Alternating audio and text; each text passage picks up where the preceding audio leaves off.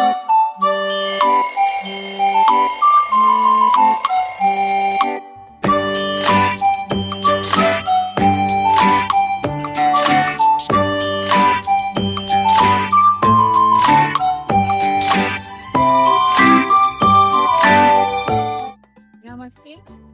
મારું નામ ભાવસાર દીપમાલા ભગુભાઈ છે.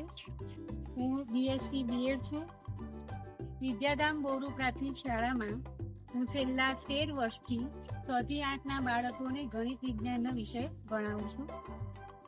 ગણિત વિજ્ઞાનના વિષયોમાં વિવિધ પ્રવૃત્તિઓ દ્વારા જ્ઞાન આપવામાં આવે તો બાળકો બહુ સુંદર રીતે એને શીખી શકે છે.